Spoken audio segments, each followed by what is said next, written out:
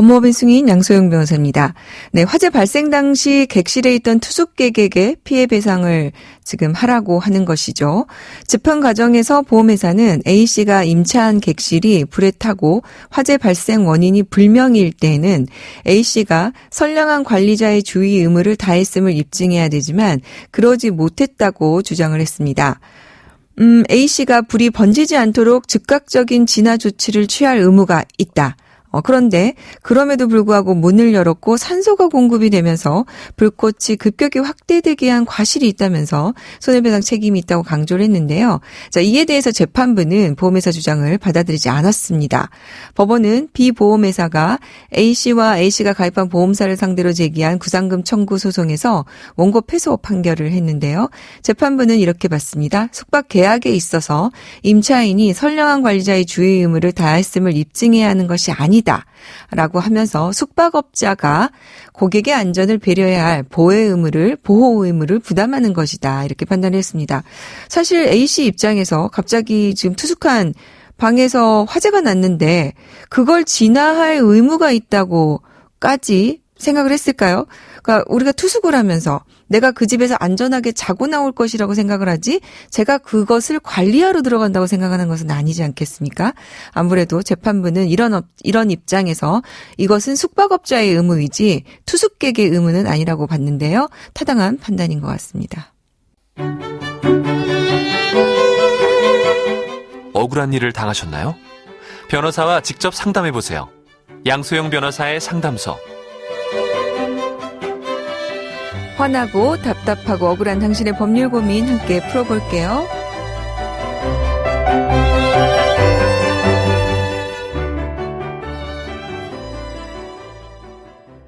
네, 오늘은 회생파산연구소를 하고 계시는 이서영 변호사님 함께 하겠습니다. 변호사 안녕하세요. 네, 안녕하세요. 이서영 변호사입니다. 최근에 유튜브를 시작하셨다면서요? 네, 맞습니다.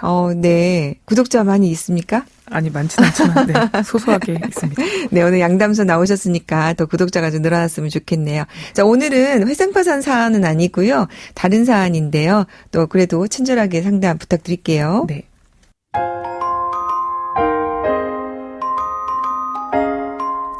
저는 25년 된 아파트에 살고 있는데요.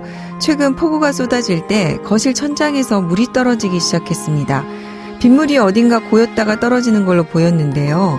누수의 원인을 알아보려고 윗집을 찾아갔지만 윗집에 살고 있는 분들은 집주인이 아니고 임차인이라고 합니다. 자신의 집에서 물이 떨어지는 게 아니니 윗집 임차인은 본인 일이 아니라고 시큰둥했는데요. 그래서 제가 집주인 연락처를 알려달라고 했는데 임대인 연락처도 알려줄 수 없다고 하는 겁니다.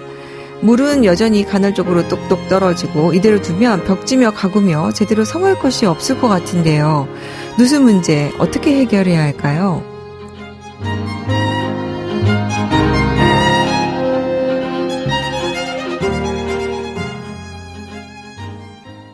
네. 아무래도 25년 된 아파트라면 이런 문제가 많이 발생할 것 같습니다.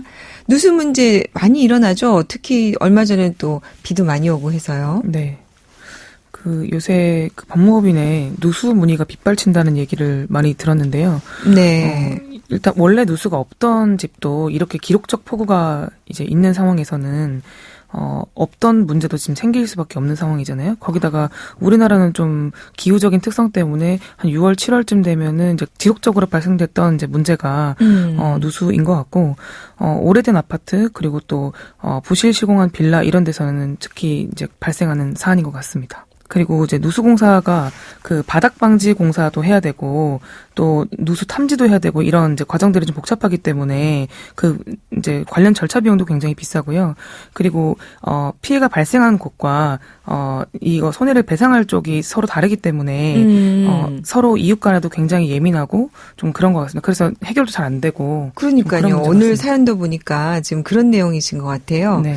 지금 일단 이것부터 정리를 해보죠. 자, 누수가 발생을 했을 때 지금 누가 책임을 져야 하고 이에 대한 비용은 누가 지불해야 하고 그렇게 될까요? 네, 민법상으로는 민법 제758조 제1항에 따르면 공작물의 설치 또는 보존의 하자로 인하여 타인에게 손해를 가한 때에는 공작물 점유자가 손해를 배상할 책임이 있다. 그러나 점유자가 손해 방지에 필요한 주의를 해태하지 아니한 때에는 그 소유자가 손해를 배상할 책임이 있다. 그러니까 이걸 풀어서 말씀을 드리면 아랫집에서 누수가 발생이 됐을 때 윗집에 일단 점유자가 소유자일 수도 있고 임차인일 수도 있잖아요. 네. 그런데 이제 임차인의 어떤 특별한 문제가 아닌 경우에는 기본적으로 원칙적으로는 소유자인 임대인 측에서 책임을 지는 게 이제 맞게 되는 거죠. 네. 지금 보니까 뭐 임차인이 뭔가 과실을 해서 천장에 물이 떨어진 건지 아닌지 지금 정확히 알 수는 없는 것 같습니다. 네네. 그러니까 결국에는 누수의 원인을 조금 먼저 알아내는 게 중요하겠군요. 네네. 일단 먼저 물이 새면 물이 어디서 새는지를 가장 먼저 진단을 해야 되는데요. 그 육안으로 확인이 가능한 경우도 있고 그 원인을 알기 어려운 경우도 있는데 만약에 그것을 알기 어려운 경우라면 누수 진단 업체를 불러서 그 누수 원인이 어디에 있는지를 좀 파악을 해야 되고요. 네. 그 누수가 만약에 그 위층의 전유 부분에서 발생됐다. 즉 그 위층의 바닥 면적에서 생기는 균열이나 뭐 파이프 손상이나 이런 거인 경우에는 위층의 소유자가 일단 책임을 지는 게 맞고 만약에 그 외벽에서 천장을 타고 그러니까 천장에서 발생하게 했는데 그 원인이 외벽에서 들어온 거일 수도 있거든요. 아, 네. 그런 경우에는 이제 위층 소유자가 아닌 공용 부분 하자기 때문에 공용 부분 소유자 전원의 책임, 즉 입주자 대표 회의에서 책임을 지는 게 맞습니다. 그렇군요. 근데 지금 보니까 사연자의 경우에 일단은 보니까 윗집 주인의 연락처도 모르는 상황인데 이렇게 협조가 안 되면 어떻게 합니까? 네, 이런 경우에는 사실 시간이 좀 걸리긴 하는데 윗집 그 임차인에게 이게 이제 손해가 계속 확대될 수 있다는 가능성에 대해서 고지를 좀 해두시는 게 좋고요. 그리고 이제 그 윗집 호실에 대해서 등기부 등본을 떼면 그 임대인의 주소가 나오니까 그쪽으로 내용 증명을 보내서 지금 누수에 대한 정확한 피해와 상황 그리고 이제 해결을 좀 촉구하는 그런 내용 증명을 보내는 것이 좀 도움이 될 것 같고요.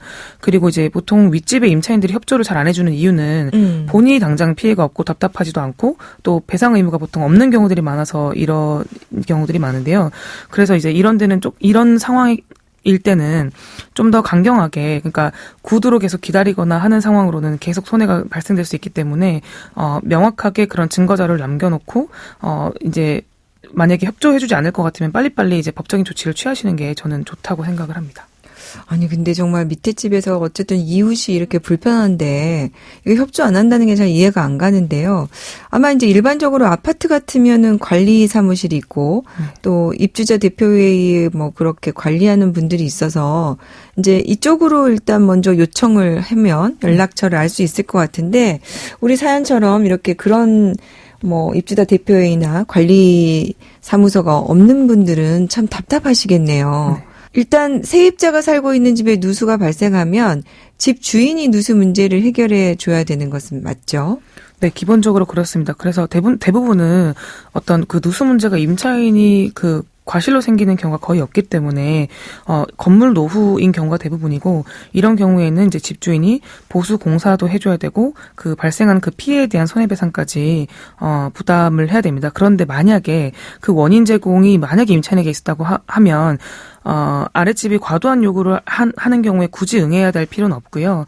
그 손해배상의 범위에 대해서도 이제 명확하게 확인되지 않은 상황이기 때문에 통상손해 우리가 이제 민법 제393조에 이제 통상손해라고 하는데 그 통상손해 범위 안에서만 이제 책임을 지면 됩니다. 그래서 일반적인 상황은 아니지만 아랫집에서 업체 선정을 뭐 내가 선정하겠다 또는 이제 뭐 벽지도 갈아야 되고 천장도 갈아야 되고 뭐 이제 가구도 이제 손상이 적은데도 불구하고 교체를 해야 된다든지 이런 식으로 무리하게 요구를 하는 경우에는 그것을 다 따를 의무는 없고요. 판례에 따르면 피해자가 원하는 업체와 누수 원인 제공자가 알아본 업체 견적이 달랐을 경우에는 하자가 발생해서 당시를 기준으로 전문가에게 의뢰해서 다시 객관적인 감정을 받아보도록 하고 있거든요. 네, 그래서 다시 이거를 판단받을 필요가 있습니다. 네.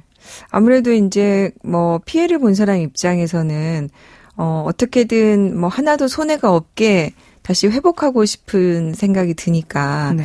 뭐 가구가 사실은 조금 뭐 젖어서 비틀어지거나 해도 그 부분에 대해서 이제 손해배상을 받고 싶어 할 수 있을 것 같은데요. 네. 지금 우리 변호사님 말씀을 들어보니까 이 공사 자체도 지금 견적이 서로 달랐을 경우가 발생할 수 있겠군요. 네.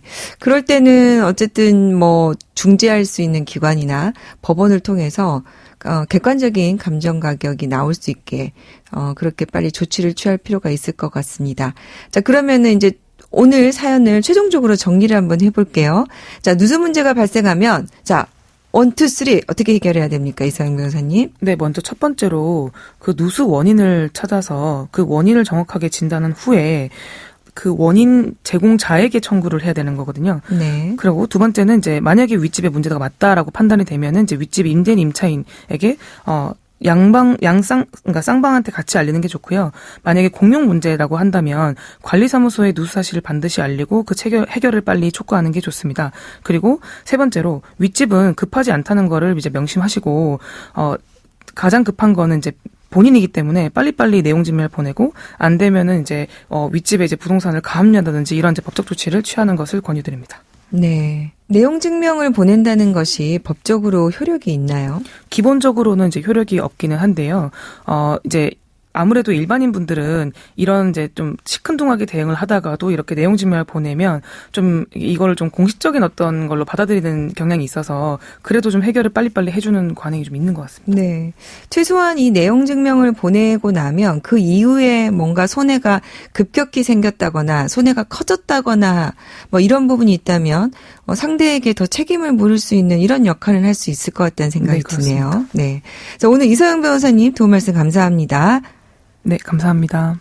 양소영 변호사의 상담소 양담소는 내일 또 문을 엽니다. 끝곡 최백호의 바닥 끝 들려드릴게요. 양소영이었습니다.